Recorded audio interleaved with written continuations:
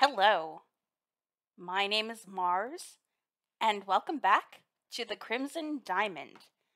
As we saw in the last episode, sometimes me taking a short break from recording causes an epiphany to happen.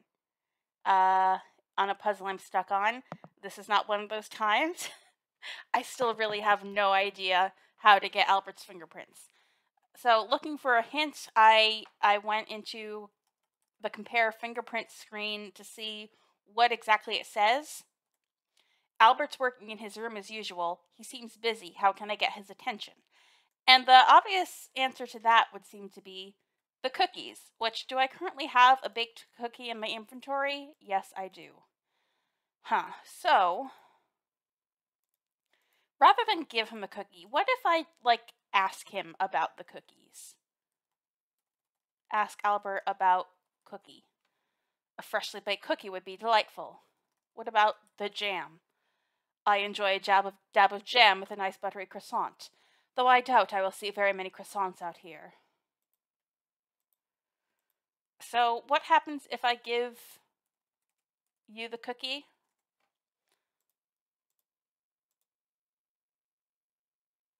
So he eats the cookie. I can't do anything.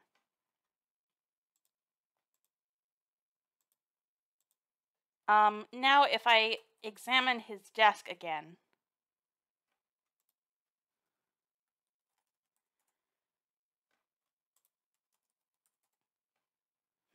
Okay. He takes really good care of his books still. So the only way to get his attention is with a cookie. What if I bribe him with the cookie? It mentions getting his attention specifically. So it could be that take big cookie. It's not an issue of giving him the cookie and then tricking him like that. What if I say, I'll give you the cookie if you give me your fingerprint?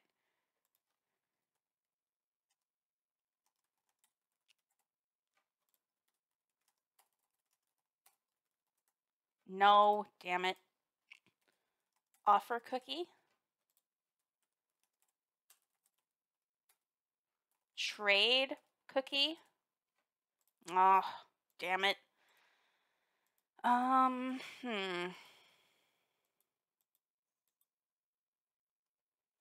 Ask about work. You are too curious. Ask about books. Your books look so new. I take good care of my things. Huh.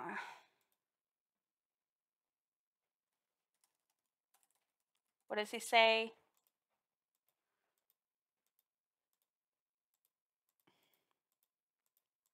What if we take one of the raw cookies and offer that to him? Take raw cookie? The rest can get baked in the oven. I wouldn't want to take any of those. Okay. Huh.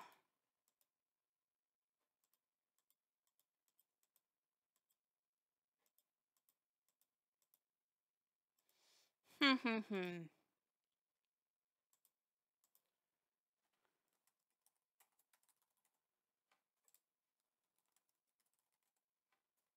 Albert is looking through his books.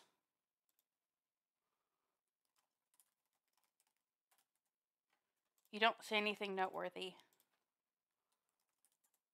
No. Okay.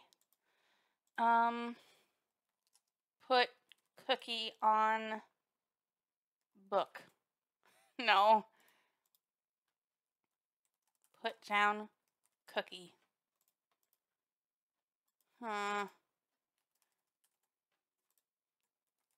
Look at his bed.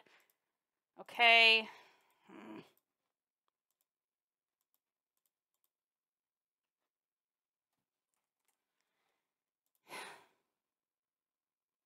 What if I give him... Okay. What is this? Give glacial sample to Albert. Okay, no, he doesn't care about that.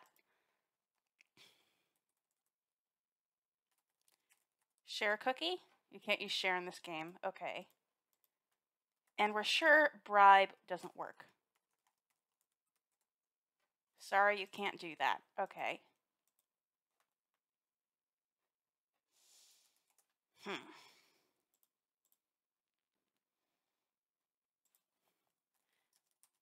Give almonds to Albert. Would you like some Jordan almonds? Oh, all right, maybe a few. You give Albert a few of your Jordan almonds. Don't worry, you still have lots. You have very deep pockets. You don't have any Jordan almonds. What?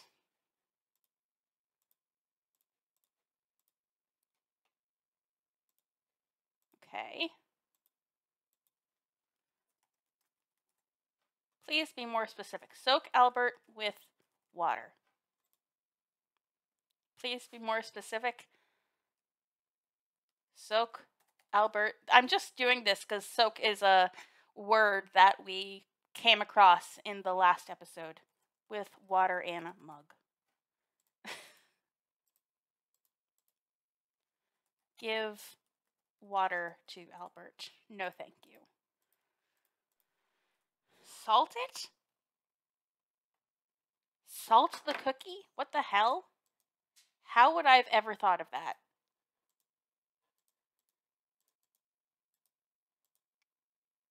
I didn't even know there was salt. Where? What? That's a bad puzzle. That is not a good puzzle. Why would I have thought to put salt on this cookie? Why would I even be aware that there is salt in this room?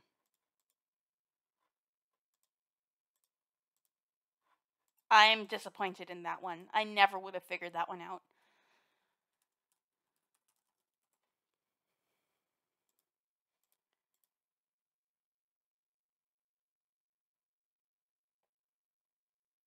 Consumes the thumbprint cookie in 2 bites. That was salter than I was expecting. What an odd recipe. That cookie's gotten me quite thirsty.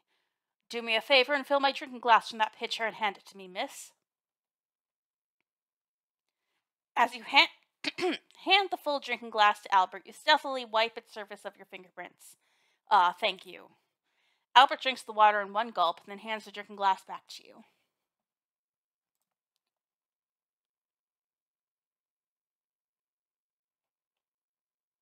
You carefully receive the glass, making sure not to touch the areas where he held it.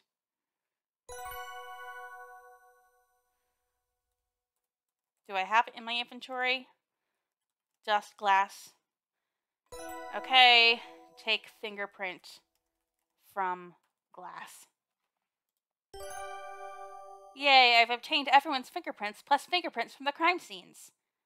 Alright, compare fingerprints. I'm a little salty about that. I don't think that was a good puzzle. I never would have figured that out.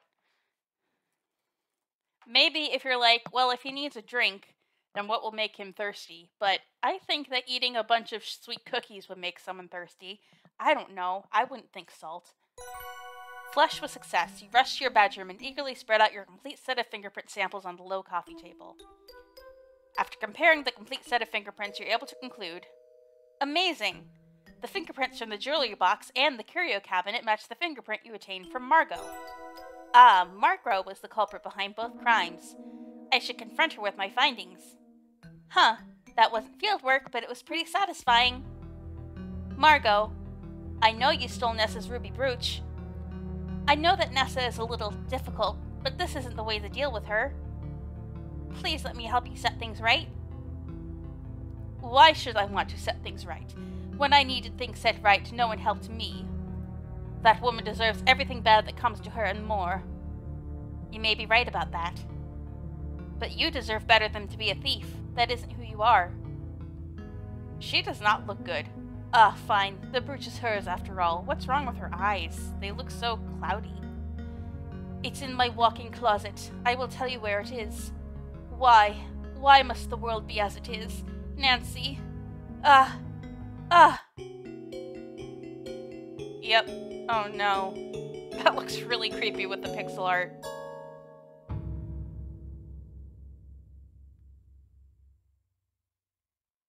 Margot? Are you okay? Margot? You hurry downstairs to tell Mr. Richards about Margot's sudden decline.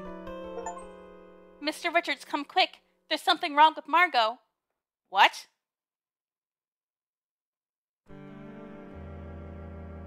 A figure outside. Outstanding. Fantastic detective work, Nancy. You're a natural. By the time you and Mr. Richards arrive in the master bedroom, Margot's body is already cooling. The commotion soon brings Nathan and Jack to the room. Nathan's eyes widen, but he doesn't say anything. Jack looks shocked and a bit remorseful. The three men gently carry Margot down to the root cellar and lay her on a large, long wooden table. It's shocking to see Margot lying dead on the table. The kindness and warmth that once lit up her face are gone forever. Nathan and Jack stand there, staring down at the earthen floor. No one seems to know what to do. What can be done, after all? After a long while, Mr. Richards exhales heavily and speaks. Go do what you need to, then head out to the station to notify the authorities. Not like there's any rush now, is there? Yes, sir. I'm sorry, Evan. Yeah. Excuse us, miss. Mr. Richards slumps on the stool, his head bowed. He doesn't look at Margot. It's almost like he can't. Oh, Mr. Richards. What's going on here? Type review to review your investigative goals. Chapter 4, Tensions. Okay.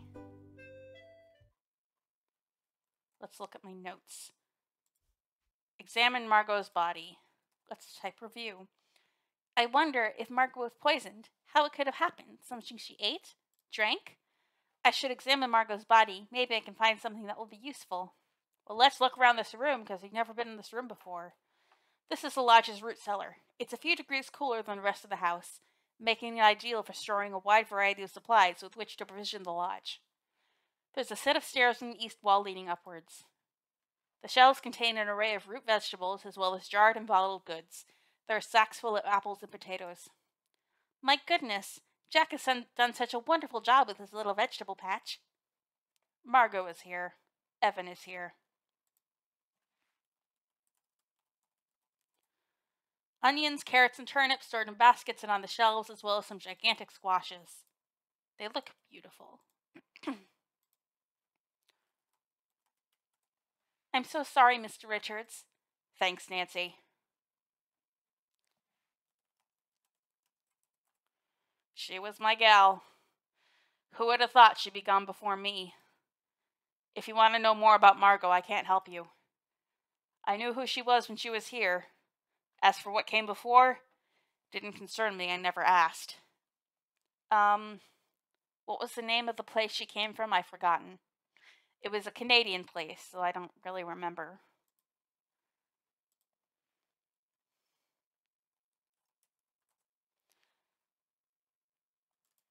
Margot's body has been temporarily laid to rest on a long wooden table. Oh, Margot.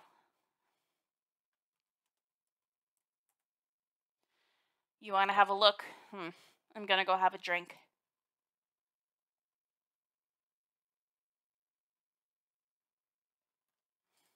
Yeah.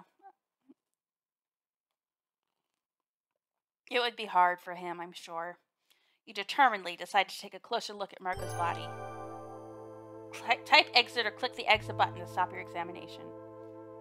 You pull away the sheet covering Margot. Your desire to understand what happened outweighs your squeamishness. Despite Margot's panicked final moments, she now appears peaceful.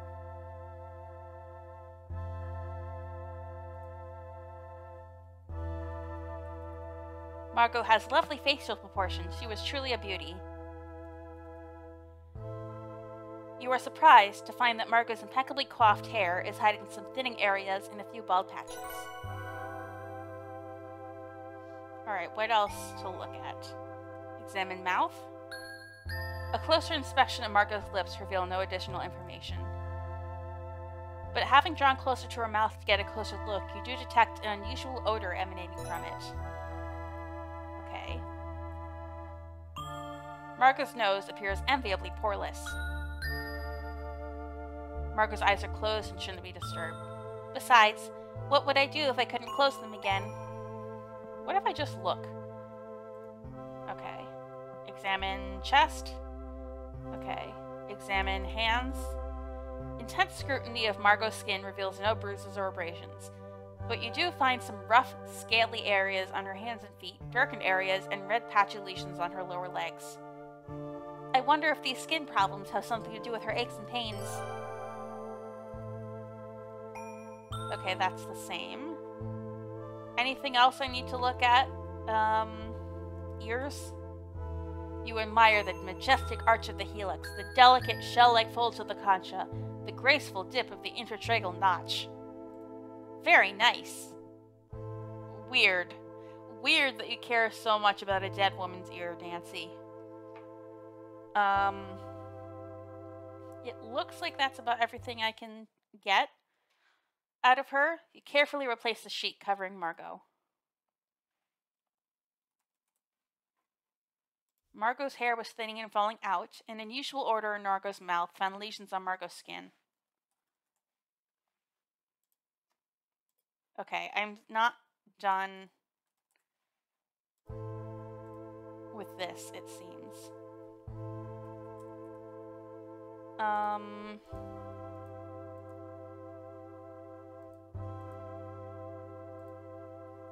Smell mouth?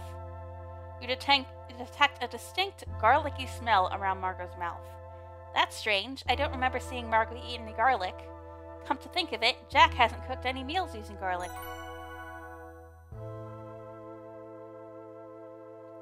Touch legs. Margot's skin is cool to the touch. Okay.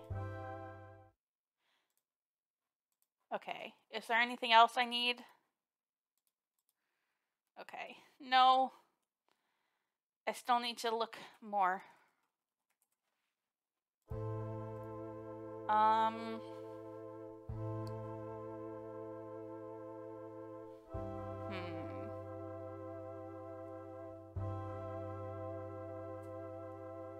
Examining clothes. Upon closer inspection, the fabric looks a little threadbare with telltale signs of repair. The pockets in particular appear to have been mended a few times. What else is there to look at?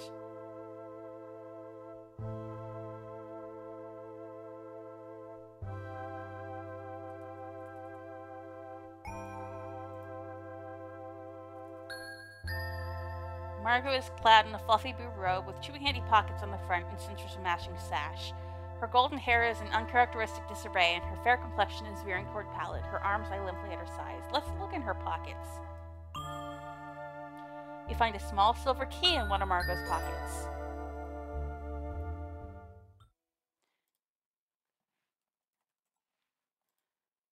I found a small silver key in Margot's pocket. I wonder what it unlocks. I bet it's not in this room. According to Evan, Jack and Nathan will eventually be going to the train station. I wonder if I can catch them and ask them a few questions before they head out. Okay. I should probably go to the carriage house before anything else then.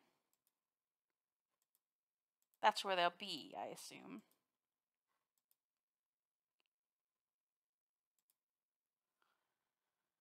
Ooh, I figured this was going to come to murder eventually, but it's still sad. They're not in the carriage house. They must be inside.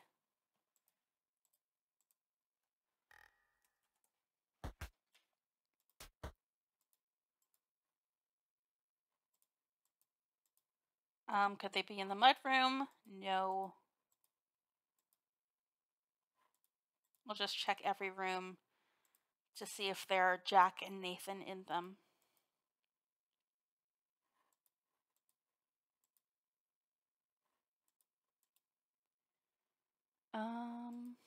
Not here. Not in the kitchen. I hear voices near the doorway. I wonder what they're talking about.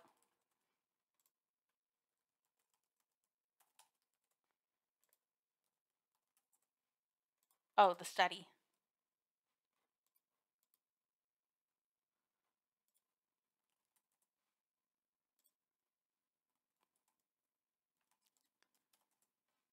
Okay.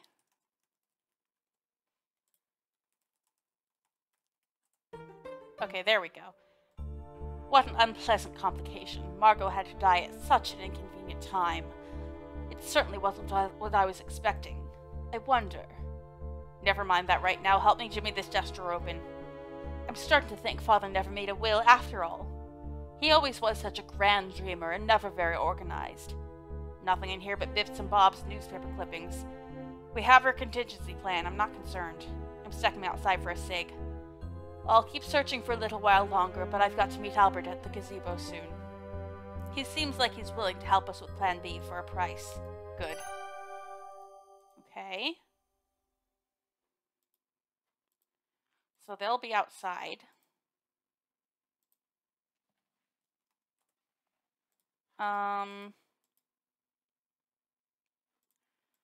But first I need to find Jack and Nathan. Would they be upstairs? I would think they'd be in the carriage house. I feel like I need to find out what the key opens now, and I'm sure it's one of those trunks. I mean, I think it could be one of those trunks. So I'm not going to try that just yet.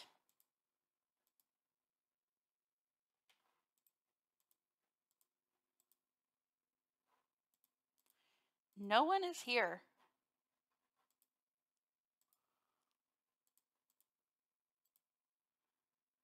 Oh. Let's see. Oh, I don't have the key in my inventory? Key? Okay, Evan is there. Everyone else must be outside.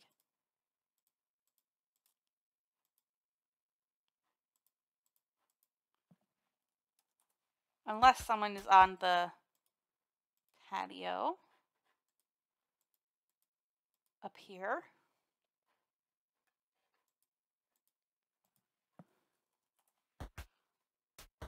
Man, I wish there was a quick way to get downstairs from the roof.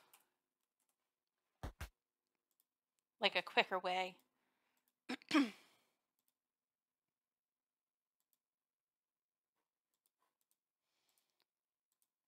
Alright. So Corvus is probably on the other side. Having his cigarette. I hate this building. I doubt there's anyone in here. There we go. Another big bag of salt. What's that in the river? Oh no!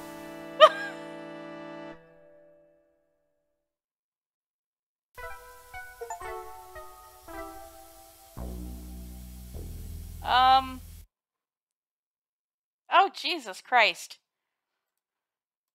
Alright. I wasn't expecting this to have a game over. That's very unfortunate. So I have to do all of this again, do I? Crap. Alright, well, I'll do that all off camera. I guess this is a good enough place to end. Probably have to cut out a bunch of me trying and failing to give a man a cookie. That's annoying. Adventure games should not have game overs. I thought that was a relic of a very bygone era in this genre. I know that this is retro, but that's a little too retro for me. Sorry. Okay, I will examine Margot again off camera, and then I will come back and continue looking for Nathan and Jack. Until then, I have been Mars, and I will be back with more The Crimson Diamond.